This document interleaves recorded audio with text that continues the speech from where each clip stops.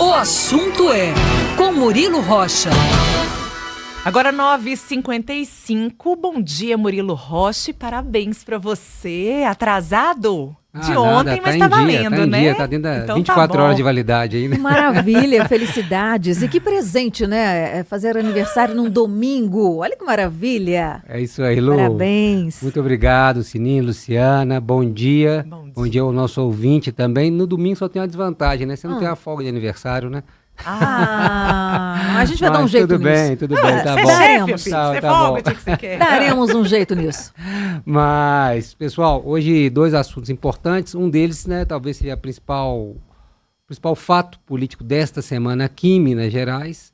Foi anunciado ontem, já era especulado há muito tempo, a gente já conversou muito sobre isso aqui, já perguntou para ele diretamente, é a transferência, a mudança de legenda, a mudança de partido do vice-governador Matheus Simões. Ele sai do Novo, Partido Novo, um dos principais nomes do Partido Novo aqui em Minas Gerais, foi eleito lá atrás vereador pelo Novo, depois compôs o governo como secretário de governo, depois virou vice, foi eleito como vice, né, do Zema na reeleição. Matheus Simões, de mudança, saindo do Partido Novo, agora oficial para o PSD de Gilberto Kassab. O evento de solenidade ocorre, a solenidade de transferência, de mudança de partido ocorre no próximo domingo, não, segunda-feira, 27, né? segunda-feira. Segunda-feira, dia 27 de outubro, na próxima segunda-feira, daqui a uma semana, mas agora já foi anunciado, enviado convite, o evento oficial do PSD para a mudança de partido de Matheus Simões. Tem muitas implicações essa mudança. Vamos na primeira dela, o que ela compõe assim nesse jogo de forças, né? A saída de Matheus Simões, primeiro para a pré-candidatura dele, é estratégica do ponto de vista de muda para um partido com muitos prefeitos, é o partido que mais tem prefeito hoje em Minas Gerais, é o PSD, um partido que tem uma infraestrutura, uma capilaridade nacional hoje muito grande e que tem um presidente partidário, que é Gilberto Kassab, nacionalmente, que é hoje talvez aí o maior cacique da política brasileira, no nível de acordos, né, de convencimentos, negociações políticas. Então, o Matheus ganha muito músculo, muita musculatura nessa mudança dele, sai do Novo, que é um partido praticamente hoje isolado, em vias de extinção, o Partido Novo hoje, em razão da pouca representatividade que tem no Congresso, por exemplo, e vai para um partido muito forte. Então, ganha muita musculatura, pensando na eleição do ano que vem, ganha prefeitos, ganha tempo de TV e ganha muito dinheiro. E a possibilidade de ampliar, né, de assim, muito as suas alianças. Se ele está no Novo, ele consegue fazer um arco de alianças muito restrito. Ele indo para o PSD, ele amplia isso, potencializa muito. Ou seja, num primeiro momento, é muito positivo aí para essa pré-candidatura de Matheus Simões, essa mudança de partido, né? Ganha muito. Agora, tem uma outra questão.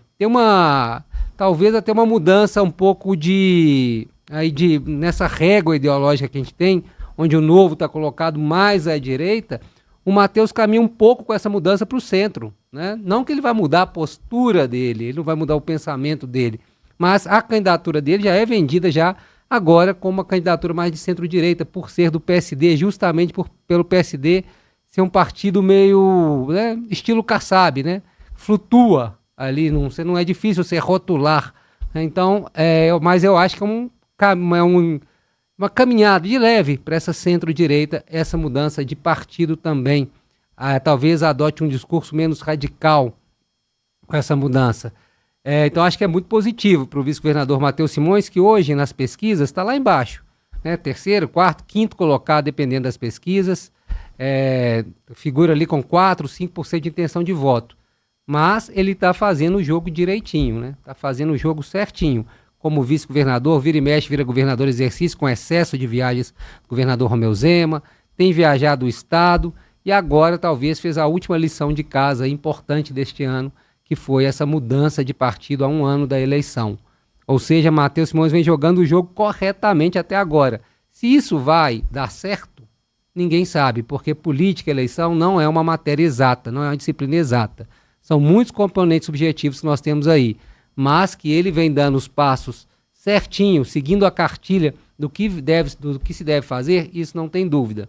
Muita gente fica perguntando, e o Novo? Como é que fica nessa história? O Novo já disse que, né, já se manifestou aí dizendo que é uma continuidade, que é uma mudança natural, essa do Matheus Simões, que o Novo e ele continuam juntos, dando a entender que no futuro governo o Novo também comporia caso Matheus Simões fosse eleito, né? Mas tem muita água para passar debaixo dessa ponte. Como a gente leu aqui nas manchetes, hoje a gente tem 2 pré-candidatos aí, vamos dizer, já bem definidos, com partidos agora, né? Com novos partidos.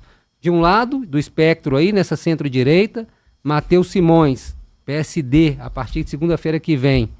E nessa centro-esquerda, Alexandre Calil, do PDT, desde a última semana agora, semana passada. Então todos os 2 mudaram de partido para tentar uma nova roupagem, né? Tentar um novo arco de alianças para as eleições de 2026.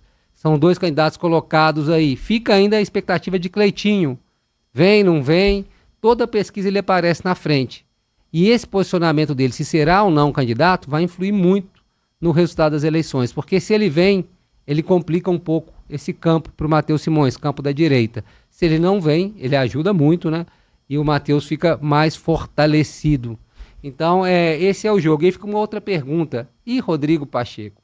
Né? Rodrigo Pacheco, desde que a gente comenta dele aqui, ele é uma grande interrogação. Vai para o STF? Pelo visto, não. Pois é, não é mais o favorito. O favorito é Jorge Messias, advogado-geral da União. E se ele não for, vai ficar chateado com a não indicação e vai ter ânimo ainda para concorrer? E se for concorrer, por qual partido? A porta do PSD já fechou para ele. Ele é do PSD, vamos lembrar. PSD que está filiando o Matheus Simões e filiando para ser pré-candidato. Ou seja, o PSD já era para Rodrigo Pacheco. Ah, não, se ele ficar, ele vai lutar por indicação? Não vai. Ele não vai ter 2 derrotas seguidas. Imagina a humilhação de ser derrotado por um recém-chegado, Matheus Simões, numa prévia do PSD. E seria derrotado, porque o Simões está vindo com o aval do Kassab e do Cássio Soares, presidente estadual. Então esse papo que o Rodrigo Pacheco ainda estuda ser candidato a governo pelo PSD, vai disputar espaço dentro do partido, isso não é verdade. Não vai disputar esse espaço porque ele já perdeu, já era. Esse espaço já era, já acabou. Ele não vai sofrer essa dupla derrota, ser derrotado numa prévia para um recém-candidato, para um novato do partido. Então, assim, ele não vai. Se ele não for para o STF e quiser ser candidato, ele vai ter que ir para outra legenda. Não sei qual. PSB, não sei qual. Pode abrir aí a porta para Rodrigo Pacheco. Agora, a minha dúvida é se ele vai ter ânimo, né? Caso ele seja preterido pelo presidente Lula nessa indicação ao STF, se ele vai ter ânimo ainda de incorporar essa candidatura. Talvez o Lula faça uma promessa, né? Você não vai ser agora, mas uma próxima indicação minha, caso eu seja reeleito, ou seja, com muitas condicionais, né, com muito, né, um trabalho de futurologia, se eu for lá na frente, quem sabe eu te indico. Né? Talvez, pode ser que ele aceite esse acordo e não saia candidato agora, quer dizer, sai candidato agora, prometer à espera de uma outra indicação para o STF. Eu não sei como ele vai se comportar, é uma figura realmente mais fechada, né? Você nunca vê ele dar uma entrevista assim, falando o que realmente quer, pensa, né, o que deseja. Então a gente não sabe. Com certeza ele está na expectativa ainda da indicação do STF. Tem padrinhos fortes, mas parece que Jorge Messias tem mais a confiança do Lula para a indicação. Então, se Pacheco não for, fica essa dúvida. Vai ter ânimo para ser candidato? E se tiver candidato ao governo de Minas, vai ser por qual partido? Pelo PSD, a gente já tinha falado lá atrás que não seria, e agora o PSD acaba de fechar a porta na cara dele, falando, olha, se você for candidato, infelizmente vai ter que ser por outra legenda. Não disse isso textualmente, mas, né, quem sabe ler, pingo é letra. Na política aí, essa não temos dúvida. É importante, Murilo, dizer também que o PT não fica esperando pela noiva, né? Uma resposta da noiva. Já se mobiliza por um plano B aí nos bastidores. Quem seria esse plano B? O próprio Alexandre Calil.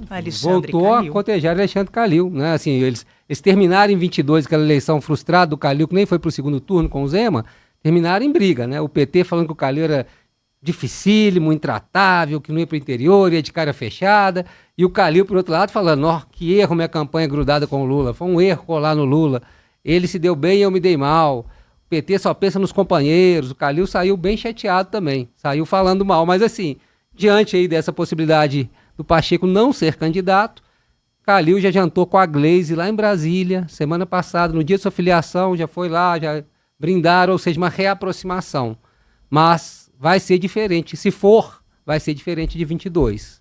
Aí, conversando com o próprio Calil, realmente ele não quer ter aquela imagem colada diretamente, né? Sou o candidato do Lula. Ele quer ter o que é o melhor do Calil, que é a própria personalidade dele, que fez ele ser eleito e reeleito prefeito de Belo Horizonte, né? Na eleição de 22, ele anulou essa personalidade dele para colar no Lula. Foi um erro ali de marketing político, estratégia, né? Se ele for candidato agora, ele quer ser mais ele, né? Não que vai rejeitar o presidente Lula, ele quer ser mais ele, ser uma candidatura dele, e não do presidente Lula. Então, assim, mas o PT já viu aí que, né, com o barco do Pacheco indo embora, aí já viu a necessidade, talvez, de ter um outro candidato, e hoje esse candidato seria Alexandre Calil, mas como eu disse, ainda há muita água para passar debaixo dessa ponte. Com certeza o Orion Teixeira ainda vai falar um pouco mais sobre isso daqui a pouco. Só para finalizar meu comentário, achei muito relevante essa pesquisa, diz muito, né, o que a gente já sabe, mas quanto é quantificado em pesquisas, essa aí do Ministério Público de Minas Gerais.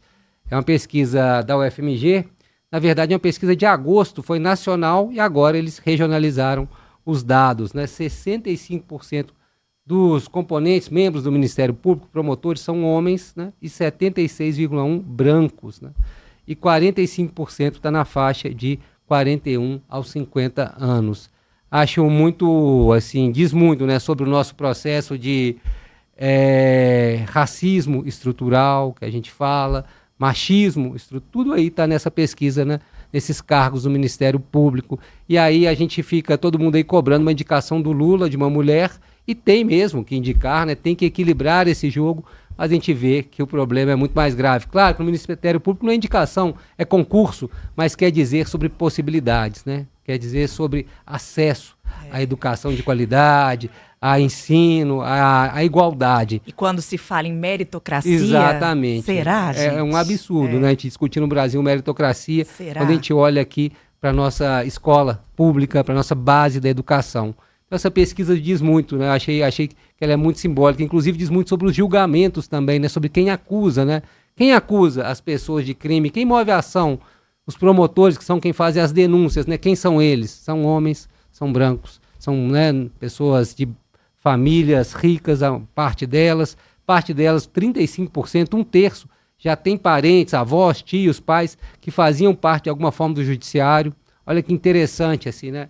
É óbvio, alguém vai falar, isso é óbvio, mas quando é quantificado em número, né, essa obviedade toma uma cara, uma forma muito explícita, né? A gente vê como é a desigualdade, como ela chega na ponta, né? Quando a gente vê que mais pessoas negras, pobres são condenadas, que temos poucas pessoas no judiciário brasileiro para compor aí cargo de ministro do STF, do STJ, a gente olha esse retrato aqui do Ministério Público e entende um pouco disso. Não tem culpa nenhuma quem está lá, não estou culpando, é só um retrato da desigualdade brasileira. Como se a gente for pegar cargos de primeiro escalão no Brasil como um todo, prefeituras, secretarias, né, ministérios, maioria brancos e homens, essa é a nossa realidade no Brasil desigual, porque a realidade da população no IBGE é outra, né? Temos mais mulheres, tem uma população negra gigante, mas não está refletida em cargos de poder no país. É isso. Sinine e Luciana. 10:09, vamos de trânsito. Seu caminho.